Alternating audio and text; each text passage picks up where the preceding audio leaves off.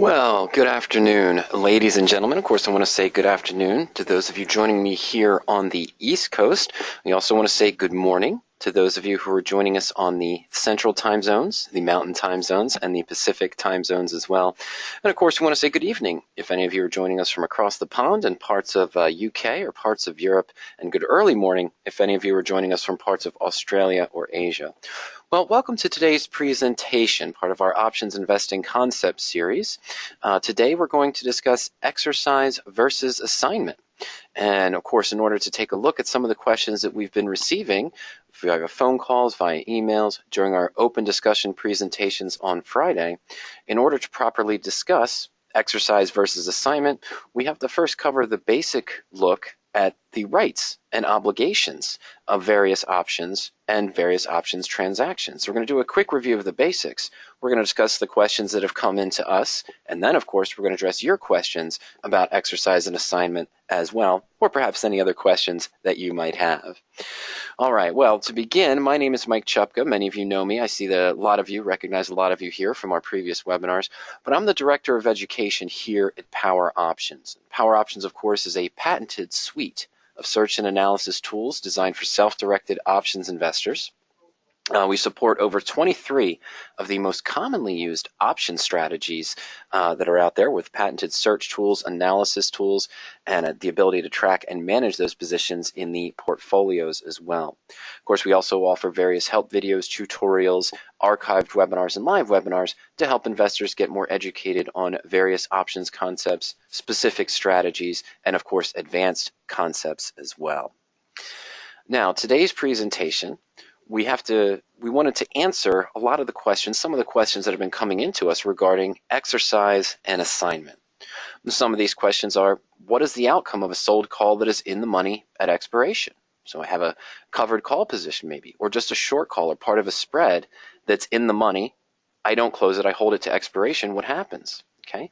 What happens if I bought a call or a put and I did not close it at expiration and it is now in the money? One of the most common questions that comes in regarding options assignment, whether it's a call or a put, is when will I be assigned early? Before expiration, sometimes early assignment occurs. How can I know when that's going to happen? Another question occurs.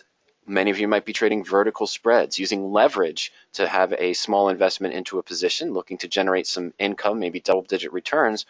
But what happens to one of those vertical spreads, bear call credit, bull put credit, or a debit spread, if the stock is between the strike prices at expiration or when you've hit maximum loss?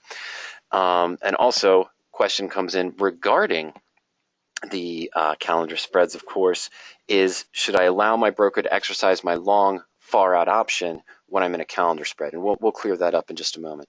Okay, Terry has come in.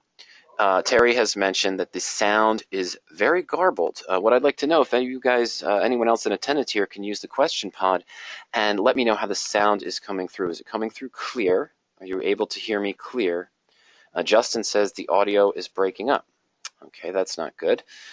Seems like it's coming through perfectly fine from the sound check and from the other ones there as well. Okay, well, it sounds okay right now, says Justin. Okay, well, let's go ahead, and if it keeps getting intermittent, usually GoToMeeting will let us know if there's an audio problem, but it hasn't noticed anything, and the audio still seems to be coming through well based on their scales and their sound check. But I promise to keep an eye on that and just let me know if at any time you're still having problems hearing the sound as well. All right, so before we get into our discussion on, we're getting another question coming in here. But before we get into our discussion on exercise and assignment, what I feel is most important in any option strategy is you must always be aware of what are your rights. And as an option buyer, if you bought an option, a call or a put, you do have certain rights. And the obligations. So when you sell an option, you have an obligation to do something. And regardless if you're in a vertical spread, a calendar spread, or a multi-leg position, you always have to remember what are your different rights and obligations. Okay? Here is a basic view of what is called a double diagonal for Netflix. just looking at this basic profit and loss chart for this position, we know what we would like to have happen, don't we? Okay? So what we would like to have happen is we need the stock to be staying within this particular range to realize maximum profit. Okay? But what happens if the stock is in this area or in this area, in between the max profit and our break even of the upper break even or the lower break even as well? Well, in this scenario, we have to be aware of what would happen to our short option in this spread, the short put. What is our obligation? We have to do something. We sold that put, so we're going to be forced to do something. And at the same time, if the stock is in this area, what is our obligation of the short call as well? Okay, so that's the key to remember, regardless if you're in a vertical spread. And this gets a lot of people in trouble, believe it or not. Why would I have entered a spread position, either an iron condor, a double diagonal, or a bear call, or a bull put? Well, it's because I wanted to get a leveraged profit, and I was hoping to get the max return, of course, but I wanted to get a leveraged profit by having a minimal risk in the position, just the difference in the strike prices as my margin requirement, and potentially make that double-digit return. But a lot of investors realize that when the stock is trading below their short option, when they check their account on the Monday following expiration, something has happened to them that they didn't want to have happen. Okay? Now, let's talk about the rights and obligations, very basic concepts. When opening an option position, there are two choices. Okay? If I'm opening a call or a put, I can buy to open the call or a put. This gives me the right to buy stock or sell stock, force someone to buy the stock from me. And that's exercising. If I'm long an option, I bought a call or a put, I can exercise that put at expiration or potentially any time between now and expiration as well. We wouldn't likely do that, and we'll talk about why in just a moment. Your other transaction is you're going to sell to open an option. You're going to collect premium in, but when you sell to open a call or a put, you now have an obligation to do something. You may be obligated to deliver the stock in the case of a short call, or you may be obligated to buy shares of stock in the case of the short put. That is assignment. Okay, so long option investors usually exercise their option. Short option sellers or option sellers are usually assigned in these situations. Okay, now, very basic here. What do we know about call options? Well, a call option is going to increase in value as the stock moves up in price. Now, a call option whose strike is below the stock price are considered in the money. They have value because the stock is above the strike. At expiration, a call buyer, of course, can exercise their call, and this means they're going to purchase shares of stock at the lower price, where a call seller who has a call that's in the money will be assigned. This means they're going to be forced to deliver shares of stock at that price. Let's go over now to another screen here. Let's just take a look at a quick option chain. And what we're looking at here is Boise Cascade stock BCC, currently trading at 34.52. And with the stock at 34.52, we see that our 30 strike call, of course, our 25 strike call, 22.5 and 20 are in the money to June expiration. Now, on the other side, the puts here are 35 put, our 40 put, our 45 put. These are in the money. Why am I not talking about the out-of-the-money options here in relation to exercise and assignment? Well, because if your option's out of the money, it just expires worthless. You're not going to be forced to do anything, whether you sold it, of course, or whether you bought it. Nothing can happen. The option just expires worthless. Exercise assignment happens to our in-the-money options. So if I had sold the 30 call and we were at expiration and I had not closed it, if I did it in the concept of a covered call, I owned 100 shares of BCC, and I sold the 30 call, and the stock remained above $30 at expiration, well, I would be assigned, meaning those 100 shares would be called away from my account. I would no longer be in the position. I would have the profit of the premium I collected. If this short call was by itself, meaning a naked call where I didn't own stock or another option, and my 30 strike call is in the money at expiration, now I'm going to be forced to do something. If I haven't closed it, I'm going to be forced to do something. And in this case, with a short call, what that means is I have to deliver shares of stock at the $30 strike price, and the market's trading at 34. Well, I don't own the shares of stock. Okay, I don't have those shares of stock. So what is the broker going to do? If I left this through expiration and did not close this call as a naked call, or if this was part of a spread. Maybe I did a bear call credit spread where I sold the 30 and bought the 35. We'll take a little look at this later on. But the stock's at 34.52, for example. Well, what's going to happen is I'm going to end up being short shares of stock on Monday morning. A short position at the $30 strike, and the stock's trading at 34.52. Okay, so I have an unrealized $4.52 loss on the position. Your broker will not close the call for you. Okay, if I held this short call through expiration, I didn't buy to close it prior to expiration, my broker's not going to do that for me.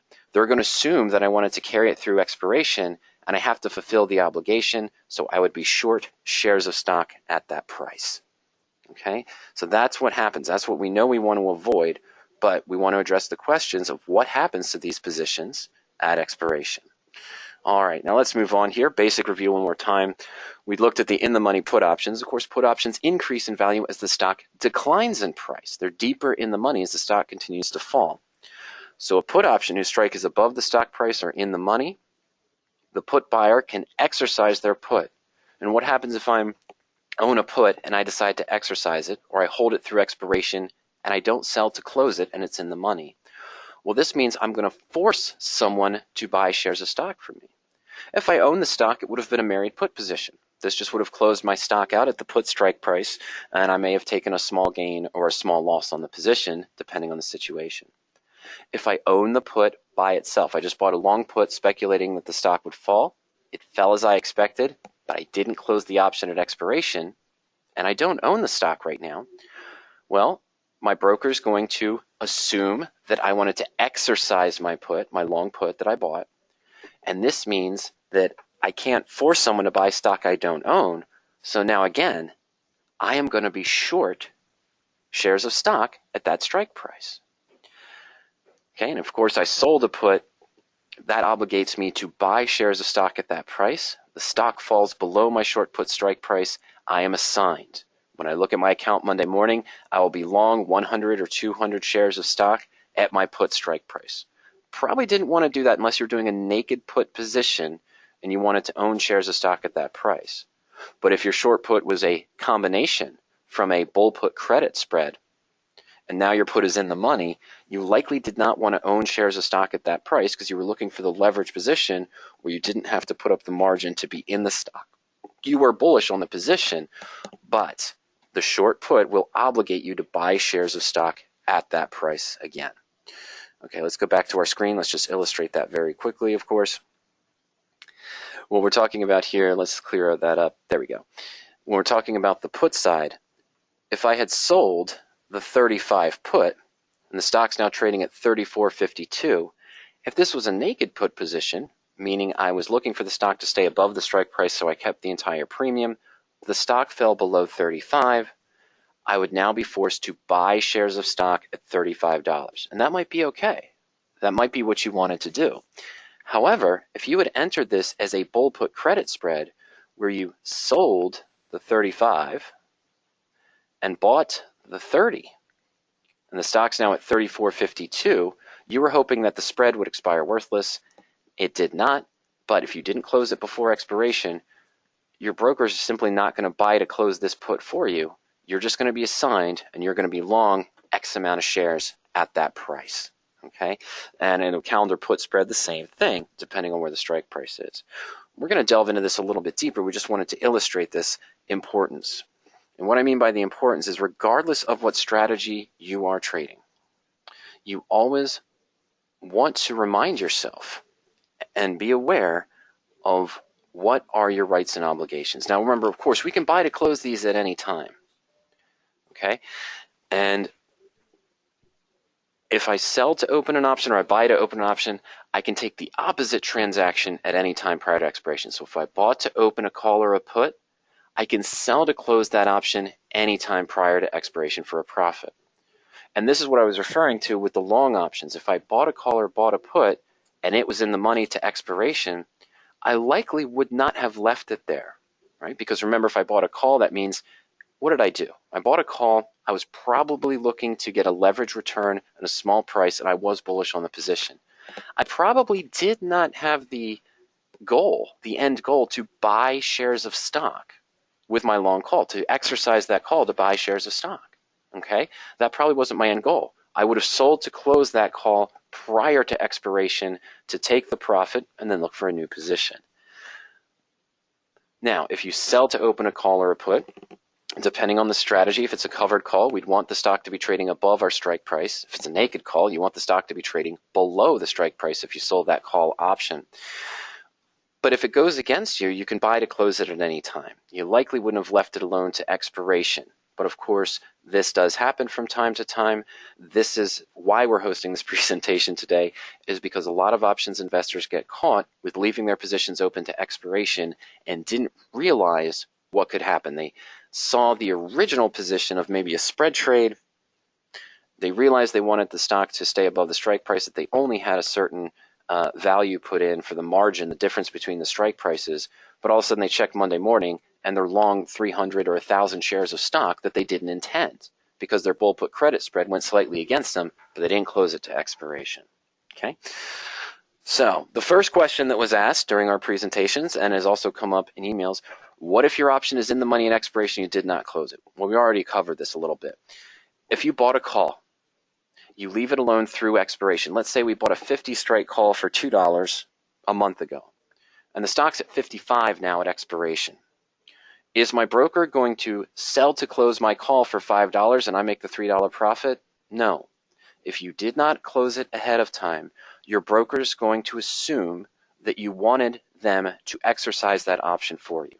And what does that mean? Well, we've got a 50 strike call. The stock's now trading at 55. We check our account on Monday after Saturday's, the OCC comes in and clears out all the in-the-money options and everything and fulfills the rights and obligations. We would now be long shares of stock at $50 per share.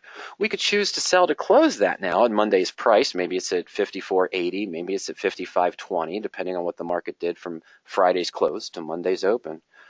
But if you bought a call option, you likely didn't have the intention of owning shares of stock. Okay, but it's important to remember, if you don't sell to close it prior to Friday's expiration at 4 p.m. Eastern Time, you will end up owning shares of stock at the strike price. Now, with an in-the-money long put, I bought a put reverse now. I bought a put at 55. Maybe I paid $2 for it a month ago, but my stock is now trading at 50, so my put is in the money by 5 points. If I didn't sell to close the put to take the profit, my broker's not going to sell the put for me. They are going to assume, again, I wanted to exercise the put. And what happens when we exercise a long put? Well, that means we're forcing someone to buy shares of stock from us. Again, if we own stock in this scenario, that would be a married put position. So our 100 shares, if I had 200 shares of stock and 255 puts, the stock was at 50, my broker would sell those 200 shares of stock for me, essentially at $55. So we take the small loss or profit, again, depending on the position. But if it's just a long put because you were speculating that the market would fall, and you were correct, and the stock did fall from 55 to 50, for example, and you've got a profit on the position, again, the broker is going to assume that you wanted to exercise that option, and you would now be short shares of stock. You essentially forced someone to buy shares of stock from you at 55, but you didn't own those shares of stock, so you're now short shares of stock in your account at 55. Of course, the stock's trading at 50, so you have a profit in that position. You could sell, buy to close the shares on Monday morning at 50, for example, or 49.80 or 50.20, for example. That would close the short and you'd have the profit. But again, if you bought a call or bought a put by itself, you were speculating that it was going to move in a direction and you wanted to use leverage, you likely would not have held the position all the way through expiration and left it in the money. Okay, but this is exercising. When you're long an option, you are exercising the option if you let it go and it remains in the money. At any time, you can also contact your broker to have them exercise it for you, but we'll talk about that a little bit when we get to one of our other questions that came in. Now, same question, but with the sell side. What if my option is in the money at expiration, I did not close it? You sold a call, whether it was part of a covered call, for example, a bear call credit spread, maybe a bull call debit spread, which you'd want to be in the money actually, or you did a naked call. Okay, so we sold a call, it remains in the money. I sold the 50 call, the stock's at 55. Well, if it's just a short call by itself, and I did not own shares of stock as part of a covered call or maybe a covered combination, Come Monday, I will be short shares of stock. So if I'm long a call, I can buy shares of stock, but if I sold the call, I have to deliver shares of stock at the in-the-money call strike price. Now, if I don't own that position, essentially what happens, let's say I sold the 50 call by itself and the stock again was trading at 55. I left it alone through expiration. It might have cost me $5 or $5.10 to buy it back before expiration, and I didn't. When I wake up on Monday morning and I look at my account, I'm going to be short shares of stock at 50. The market's asking 55. So to cover the short position, I have to buy shares of stock at the current price at $55 to cancel my short obligation, my short shares, and I'd have that loss of 5 points. Okay, but essentially what your broker is doing is you had the obligation to deliver shares of stock to someone at the $50 strike price. And you didn't own the stock to cover it. And this would happen in a spread too. Okay, if it was slightly in the money at that time, it didn't go below or above both strike prices. So the short call would be short shares of stock. We have to deliver shares of stock we don't own, which results in being short. If I sold the put option, again, let's say we sold the 55 put and the stock dropped to 50, I'm now going to be obligated to buy shares of stock. Remember, the long put owner at 55 is going to force someone to buy shares of stock at 55. I've sold the short put, so I am now obligated to buy those shares of stock at 55. The stock's at 50, so come Monday morning, I see I own 1,000 shares of stock at 55, minus the put premium I originally received for selling the put. But my cost basis is 55 minus the premium I received. But now I own shares of stock at 55. They're trading in the market at 50. We could do management techniques on that. We could fix it. And Justin just mentioned, can you stay short the shares if you sold a call and it went against you? Yes, you can. But remember, to profit on a short sell position, you'd have to be bearish now.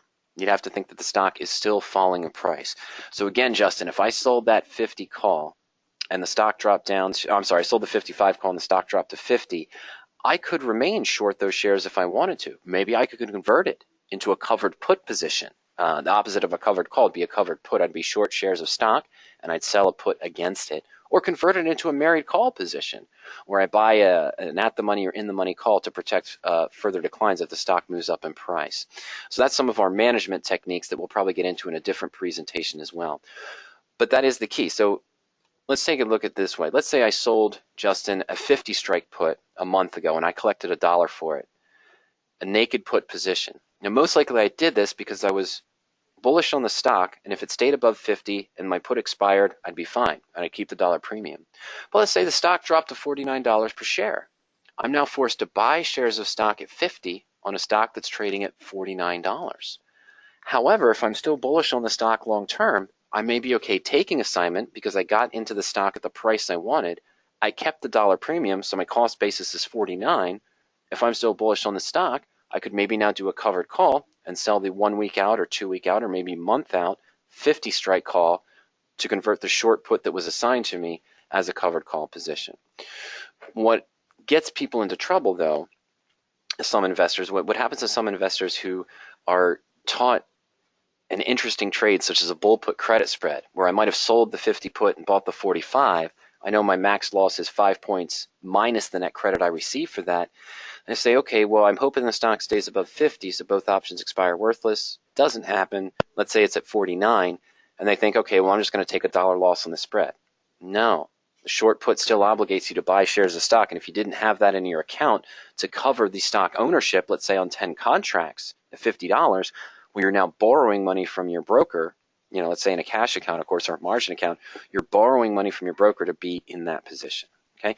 But the key here is, of course, when you sell an option, that's when assignment can occur. And when you're long an option, that's when exercise occurs.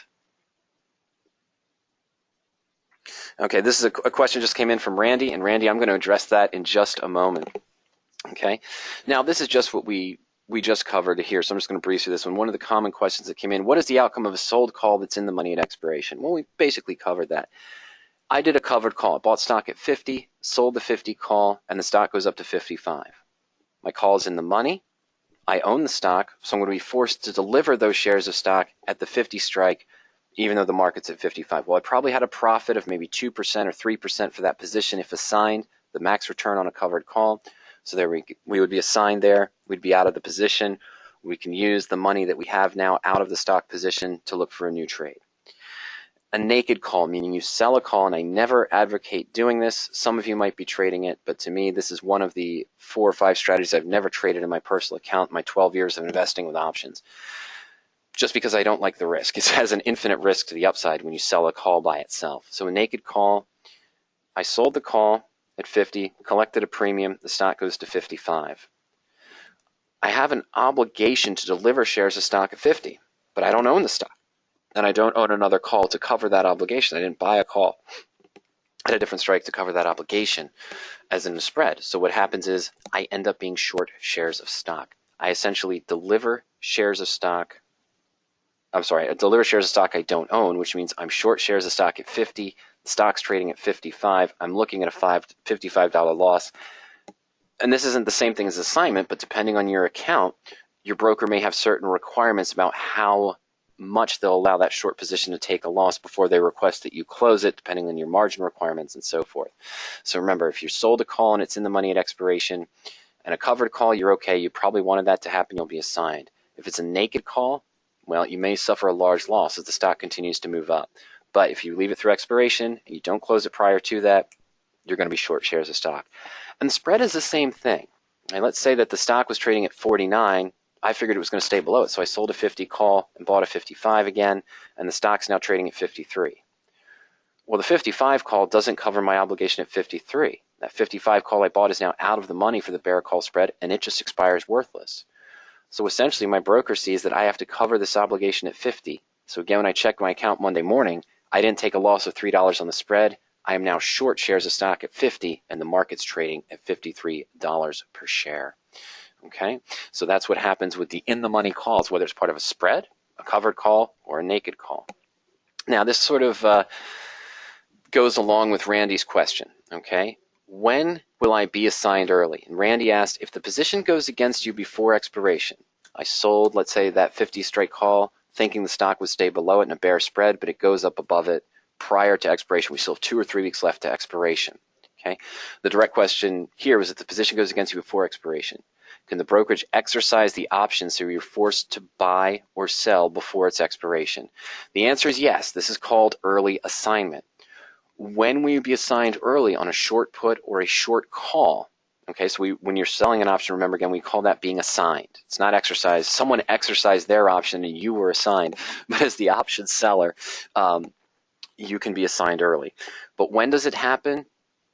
We don't know. It can happen at any time.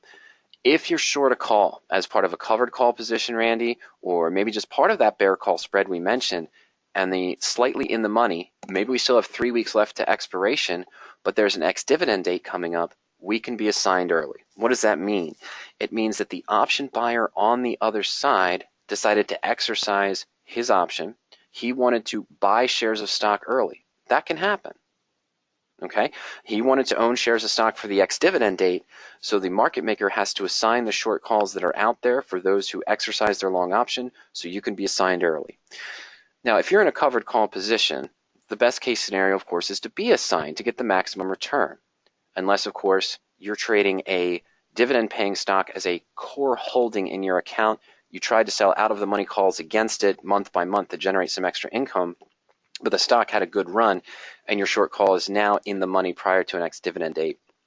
You would expect assignment if it's in the money on the ex-dividend date. So if you didn't want to be assigned on that stock for tax purposes, or you want to keep the core holding in your account, when the call goes in the money, you should look to buy to close that call or roll it before going through expiration. Justin asks, will you get a notice if this happens? Well, you see your account change. Most brokers will send you an email and let you know, you're recently assigned on your 500 shares of APA or XYZ. Okay, most brokers will notify you of that. Many of you probably have smartphone apps now that let you know when any transaction happens in your account, whether you received a dividend, whether there was a redistribution from a hedge fund or a fund that you're in or something along those lines, or if you got assigned or assigned on any position. Okay. Now, it can happen on a large decline for a put. Let's say that I sold that 50 put as a naked put position. I'm bullish on the stock. The stock was trading at 51. I collected $1 premium. And let's say some bad news comes out and the stock plummets down to $40 per share. Now, most investors who are on the other side of this transaction, who bought the puts to begin with, are likely not exercising their puts. They're not having their broker exercise their puts so that they can be short shares of stock at the 50 strike now that the stock's trading at 40. What they're doing is selling to close their put options to get the profit. They may have paid $2 for that put initially, and now that the stock's trading at 40 with this sudden decline, they've got a $10 profit in that 50 strike put that they bought. So they're going to sell to close their put. What's in between all of this, and it's important to remember, is that your transaction, this comes up with another thing I want to address after we get through the 5 questions here that have come in and handle your questions as well. But you're never at a 1-to-1 ratio with Joe the option buyer. So Justin, if you went ahead and sold the 50 strike put, you sold 10 50 strike puts and you received $1. You're not necessarily linked to the 10 contracts I bought for $2. What I mean by that is that when you put in your order to sell 10 puts for your price that you wanted $1, the market maker might line you up with someone who's looking to buy 5 contracts at the 50 strike, another investor who's currently in the pool looking to buy 2 contracts, and then another one who's looking to buy 3 contracts. So it's not 1-to-1. Now, I'm going to address this later on when we get to power options. We show some profit and loss charts, because there's another common misconception that happens with these positions, different spread positions and so forth, that we have to address as well. But between all of you, the market maker is going long stock and short stock as well to hedge the different sides, okay? So when the market maker has everything lined up and he sees that these investors over here are selling to close their put options to take the profit, well, now he's got investors who are short options on the other side that aren't buying to close at this point. They're just holding on to the position. But he has to have that as a 1-to-1 ratio. Okay, so what he's going to do is start exercising the in-the-money options that are short for the people who are selling to close their put options. Okay, so that's what we're going to look at. Okay, so let's go there. Now, assignment early when you're short a call or short a put, it can happen anytime the option is in the money. Let's say I sold a June call, a covered call position that I didn't want to be assigned. I was hoping to just be out of the money, but the stock moved up and my 50 strike call, the stock's now at $50.10 and I'm holding the 50 call. I can be assigned at any time. Okay? Doesn't matter if an event comes out or anything along that. Remember, when you're in the money, you can be assigned at any time, if you're short a put or short a call. So if you want to avoid assignment or you're concerned the position's still going to go against you, that's when you're going to have to buy to close your call, your put, or of course roll it. All right, you're going to have to roll it to a different strike price to remain out of the money. So in the covered call, I might buy to close the 50 call and sell to open the 52.5 further out in time for the same expiration month. Now, another thing that can be happened, of course, that we have to bring up, and Justin has asked a question about this. He wasn't sure. He says, can this be the partially filled? Remember, too, in early assignment, you can be partially filled. What that means is, let's go back to our example where Justin sold 10 puts at the 50 strike, Okay, now he's linked up to someone who requested to buy 5 puts, another investor requested to buy 2 puts, and another investor requested to buy 3 puts. It's not really a 1-to-1 ratio. Everything kind of goes into a pool. And when the assignment and exercise starts happening, the market maker is supposed to go with the first in, first out rule, okay? But what can happen here is that, let's say that during that period, the stock falls a little bit, and one of those 3 that we talked about, again, you're not linked 1-to-1, but let's say someone requests that they want to close, they're going to exercise 20 puts. A long time ago, a month ago, they got filled on a position where they bought 20 puts at a certain price. So he's now exercising his puts, so the market maker has to counter for that, right? He has to close out or force assignment on 20 contracts that have been sold. Well, he might take 15 contracts from one investor who sold 15 contracts at that strike, and then he might take 5 of yours. So what would that look like in my account in relation to the naked put? Well, when I look at my account on Monday, or we're not at expiration, this is early assignment, I apologize, so I still have 3 weeks to go to expiration, and all of a sudden the next morning I look at my account and I'm now long 500 shares of stock at 50 and short 5 contracts at that price. This sometimes happens to covered call investors as well. We've seen situations where a covered call trader might own 1,000 shares of stock, sold 10 calls.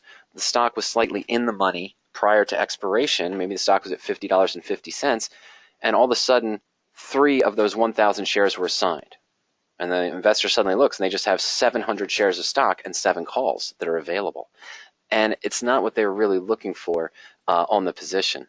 Okay, so all right. Sorry, folks. I just see that a lot of other comments are coming in. I think this is a GoToMeeting issue today, a GoToWebinar issue today, so I apologize for the sound. We were perfectly fine yesterday with the sound on this machine and this device that I use all the time. So yeah, according to what they're showing, my audio is coming through correctly, but everyone's saying that it's bunching up there and it sounds like I'm in a barrel. So nothing has changed here, and I do apologize for that. But I've tried to change the settings a few times. It doesn't look like anything's going to change there.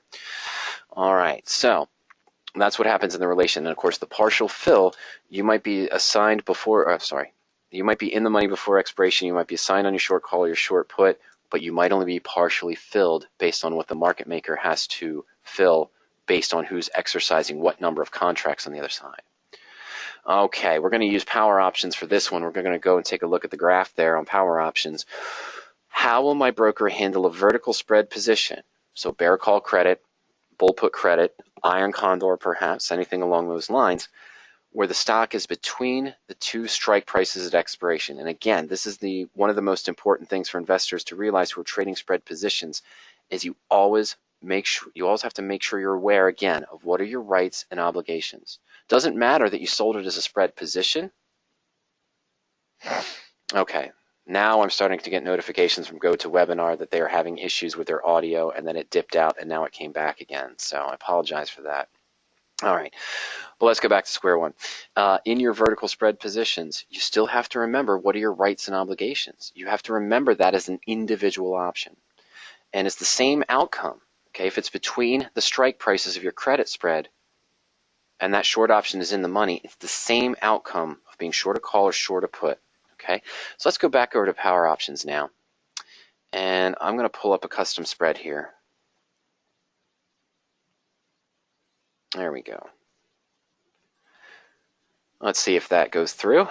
There we go. Okay, so this is a graph we showed earlier. This was that calendar, double diagonal, on Netflix on the position. But let's change this a little bit. Let's do a straightforward bull put credit spread. I'm going to sell an out of the money put at one point, let's say a couple weeks ago, and I'm going to buy a further out of the money put. So let's go to May 22nd.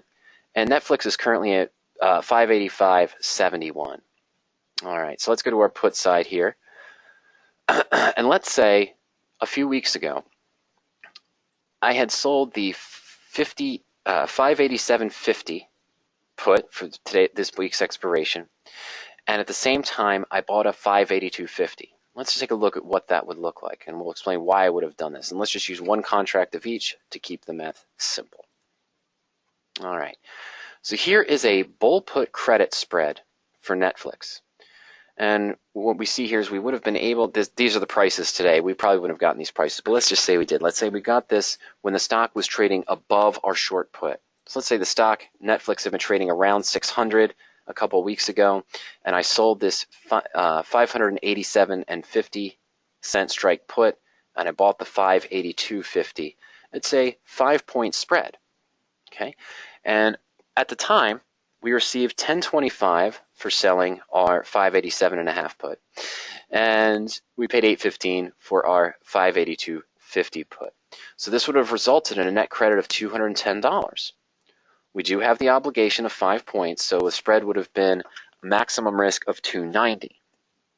And of course, if the stock would have stayed above that, we would have made $210. Okay, we wouldn't have gotten these prices 3 weeks ago, of course, but it's just saying, let's say we did, but now where are we? Well, the stock has turned on us, and the stock is now trading below our 587.50 put strike. So what is key to remember here? Number one is the obligations. In this transaction, I just created a simple spread, and as a spread trader, I might have said, well, if it stays above this, my short put strike price, both options expire worthless, I keep the maximum profit. If it's below My long put, the put that I bought, will have the maximum loss, but I know my maximum loss is only 290 on the position because it is a 5-point spread, but I keep the 210 premium regardless of what happens, so the max loss there is 290. And let's say we were at expiration, or we were assigned early, and the stock's trading at 585.71. What happens to the position? Well, remember the obligation. Always remember your obligation. The obligation of this short put in this spread is that I may be forced to buy 100 shares of stock at 587.50.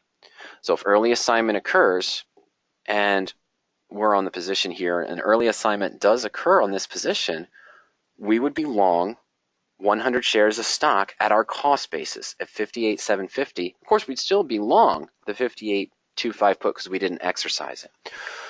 If you were assigned early, would your broker, in this case, the stock's trading between the strike prices, if you were assigned early, would your broker automatically exercise this put to close out the position? No, because it's still out of the money. That doesn't make any sense. It would hurt you for them to do that. What do I mean? Well, let's say we keep our 210. We have to buy shares of stock at 50. Okay, let's just do it this way. Let's get a better view here. All right, so let me clear this out, and let's put in 100 shares of stock now at a cost basis of 587.50. All right, so we were assigned early before expiration on this position. What are we looking at here? Well, now we've got sort of a married put position where our stock cost is at 58.750, but we'd have to take into account the $210 we received as premium to lower our cost basis, and we still have this long put that we paid $8.15 for. Now, if I was assigned early at that strike, is my broker going to close me out by automatically doing this? No. What I'd want to do, if I was forced to buy the shares of stock because of early assignment, I'd want to sell it at market price at 585.71. I'm going to get $3 more by selling to close it now. And I could choose to sell to close this put, which is out of the money, but might still have some value remaining. You would never exercise a put that's out of the money. And if you called your broker up and said that you wanted to, he wouldn't let you. He would just sell to close the shares at market price in the case of this bull put that was assigned early. Okay, so that's what we're looking at here as far as the bull put credit spread position. If you're assigned early, if the stock is trading between the strike prices expiration, you don't close it, you would end up being long 100 shares of stock. If you were assigned early, what would happen is you'd be long 100 shares of stock at that short put strike price, and you'd still own this put. You could decide then what to do with the position. Do you sell to close the shares or buy to close it? Let's take the reverse.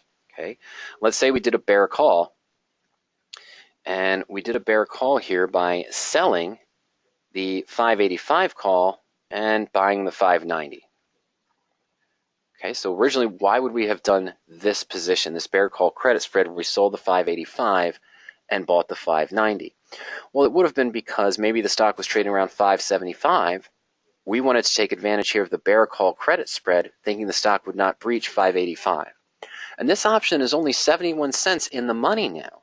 Our short option, which is always the pivot point in your vertical spread, that's the one that obligates you to do something. So that's always the price you're focusing on. So in my bear call spread, now that the stock has moved above it, can I be assigned at any time? Yes, you can. That's the key to remember. You can be assigned at any time. So I could roll this position.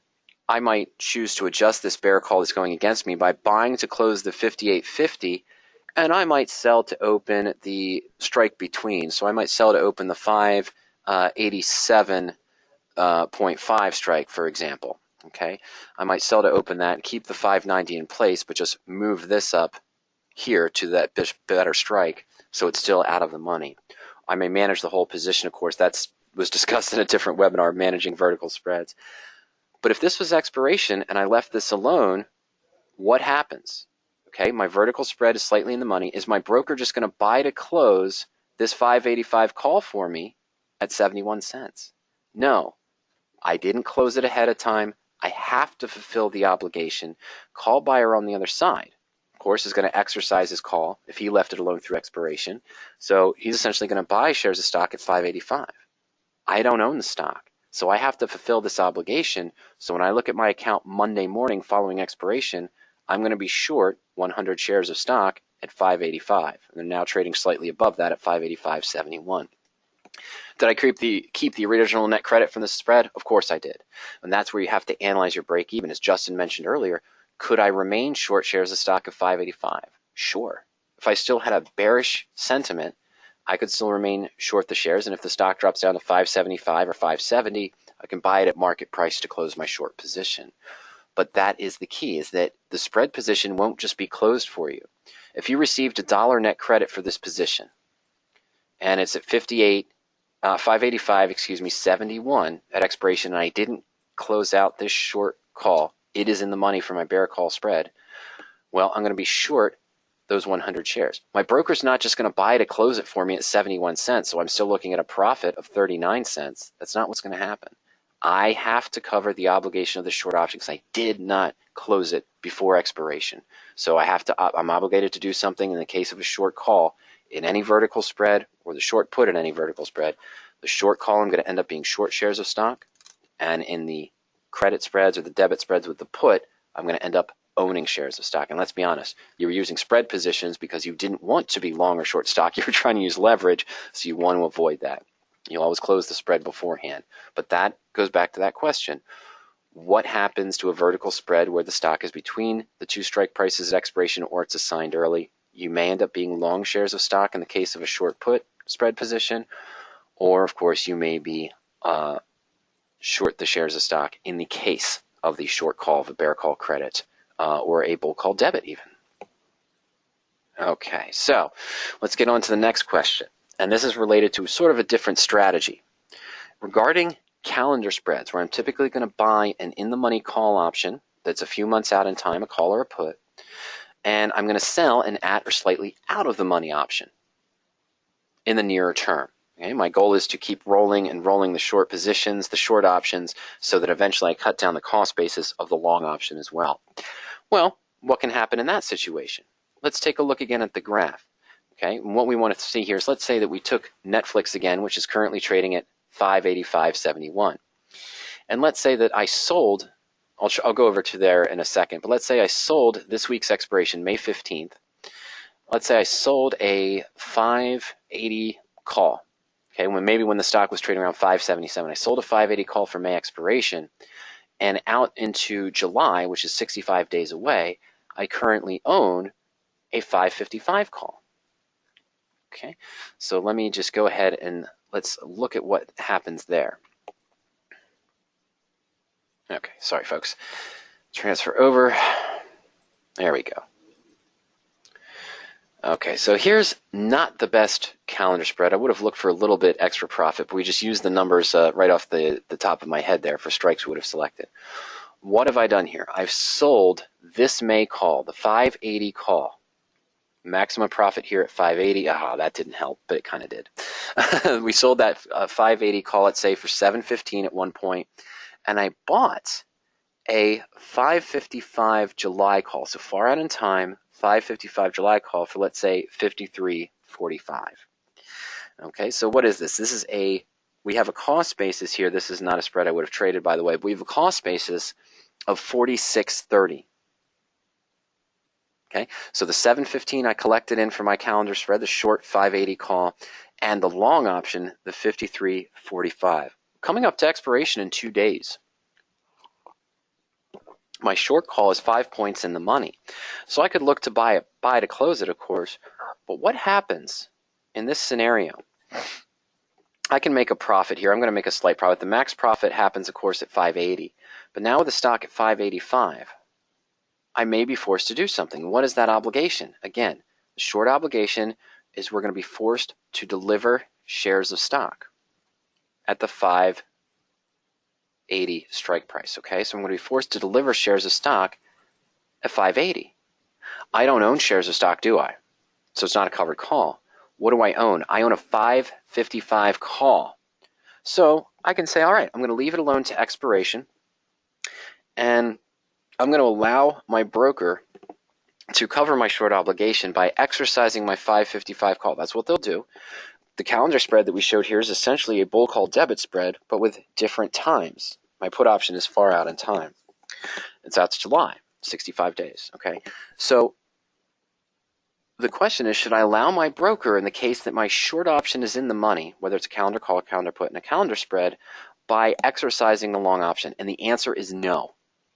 You would, in some cases, you might let that go depending on your situation, but your answer is no. You don't want that to happen. Okay, I'm going to go back in time, and I'm going to look at a spread here. Let me clear these settings. We're going to look at Netflix, of course, today is at 585. Okay, so we know it's at 585, but I'm going to go back in time here. Let's go to the option chain for Netflix, and I'm going to go back a week or so, historically. Okay, so let me select my date. Let's go back to May. I'm going to go back to May 1st here. Let's see where we are on May 1st.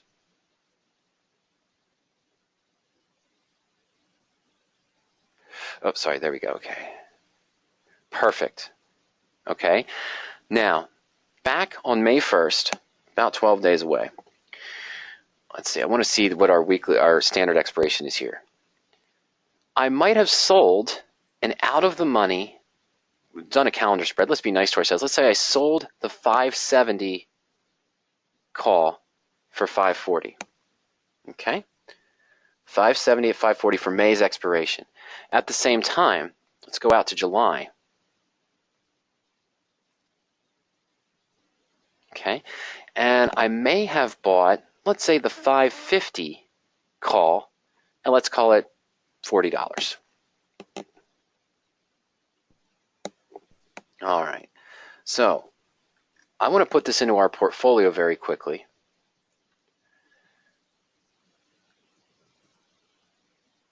Yeah, this is fine. We're going to test the position here. So I'm going to enter a calendar call that I would have entered on May 1st.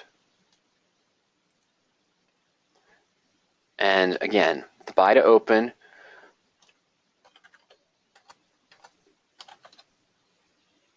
there we go. We were going to buy to open the July. We were going to open the 550,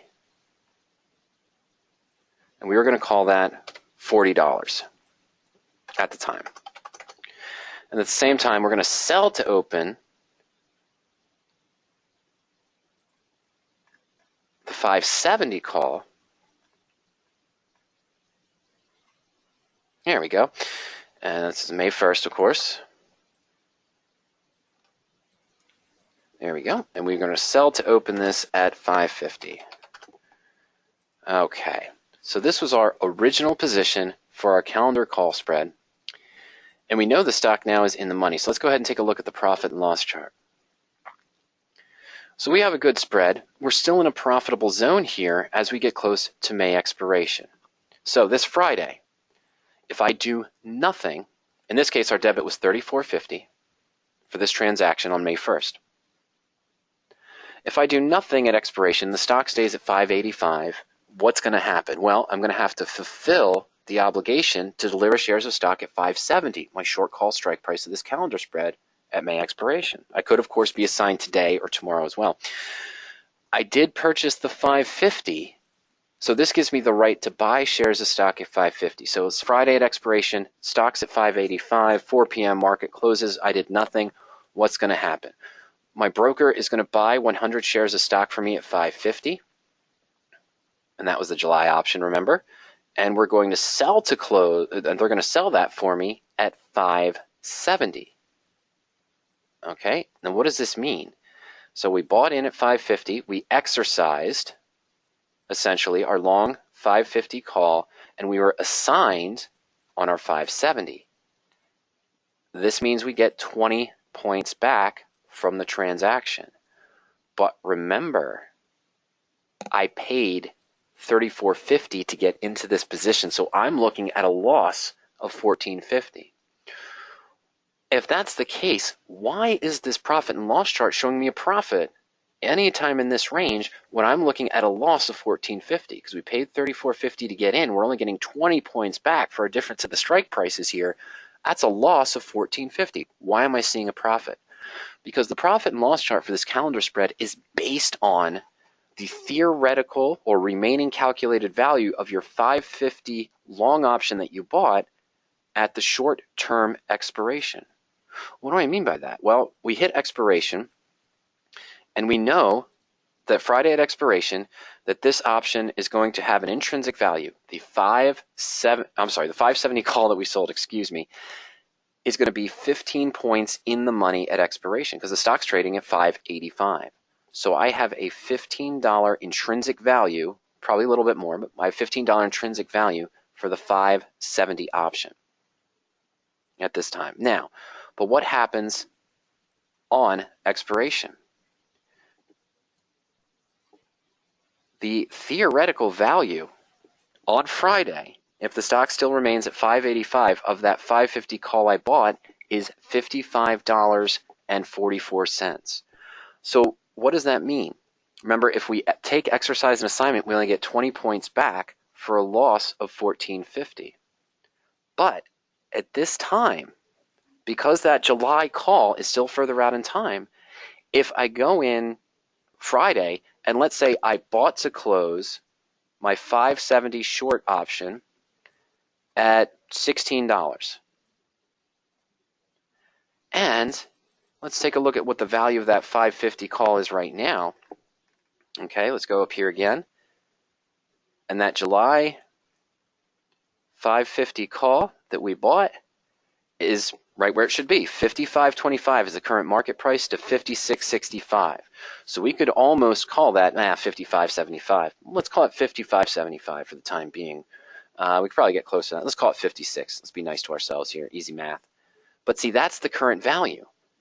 This option is 35 points in the money, but because there's still 2 months of time remaining, we've got almost 20 points of time value. If you allow your broker in this spread to exercise the 550 call to deliver your 570 obligation that you have here or for May expiration, you're only getting 20 points back. However, if we take the current transaction, even Friday, 3:50 p.m., or let's hope around 3 p.m. Eastern time, before the market closes, what can we do? I can buy to close, again, my 570 short call for, let's call it $16. And I'm going to sell to close my 550 July call for $56. This means I get $40 back from that transaction. Okay, we take in 56, pay out 16, I get $40 back. My original cost basis was $34.50, so now we have a profit of $550 off an investment of $34.50, so there's our return. It's not the max return, but it's still a good return. But if you just allowed this to be exercised because your short option was in the money and you didn't sell to close your long calendar spread, the long option of the calendar spread, you're denying yourself the time value profit that still remains, and what looks like a winning position might actually be a loss. Remember, if we only get the difference in strikes back, we're going to be at a loss of $14.50. So we get the 20 points back. We paid $34.50. So this is actually a losing position of $1,400 as opposed to a win of $550 if you sell to close the long and buy to close your short. Okay, so in the calendar spread positions, you rarely ever want to allow this to remain in the money without doing anything at expiration. And if your short option is in the money again, just remember, if the short option of the calendar spread is in the money again and you don't want to be assigned, if early assignment occurs, that's what would happen to you. Your broker would exercise your long without your consent. If you were assigned early to cover that short obligation, you'd be at a loss on the position that looked like it was going to be a profit. So in those calendar spreads, it's important too to manage that short option just as you would in a spread position, a vertical spread position, or as a covered call where you didn't want to be assigned. As it started to go above your short call strike price, you'd want to look to manage that position because you don't want to be assigned early and lose the time value. All right. Well, I know we had some sound issues today, but I just wanted to bring up the point. If anyone has any other questions about exercise versus assignment, go ahead and send those in. Edgar asks, do we have access to this presentation later on? You'd like to review it? I usually do post all of my recorded presentations, Edgar. I'm hoping to post this one, but I'm going to have to go back and review this. There's a lot of apparent sound issues in the beginning, and I'm going to have to review that. So what I'm going to do is if the sound recorded as choppy as some of the investors said at the beginning of the presentation and the middle of the presentation, I'm not going to post a bad webinar. We will either rehost this and maybe clean it up a little bit, or I'll rehost this later on next week maybe, or sometime later this week, or I'll just do a Camtasia version of today's presentation. We'll post that up on the site as well. But we'll let everyone know when this webinar is updated or posted or changed so that you can review those later on as well. All right, so there's still about 25, 30 people with us now. Some, of course, left earlier because the sound, I guess, was too bad. They couldn't get a good, useful presentation. I'm sorry, it very rarely happens here at Power Options where we have a sound position. I'm going to have to contact GoToWebinar and see if they were doing upgrades or updates today, because this just doesn't make any sense. Why, I do 2 to 3 webinars a week and have for the past 8 or 9 years and have never had a sound issue. Except for when GoToWebinar was having a connection problem or they were doing updates and they were taking up too much of their server time. So I'll definitely contact them, and I do sincerely apologize for that. Some of you thankfully stayed on and got some better benefit of it as well. Okay. Well, we're right about at the 1 o'clock time. We've been online for about an hour. I didn't see any other questions come in that any of our attendees that remain have about exercise or assignment. So I think we can wrap up today. And just remember, at any time, you can go to Power Options. If you haven't already taken advantage of your 14-day free trial, just go to powerup.com and register for the 14-day free trial. And we have different services for the 20-minute delayed and for the real-time services on the Power Options tools as well.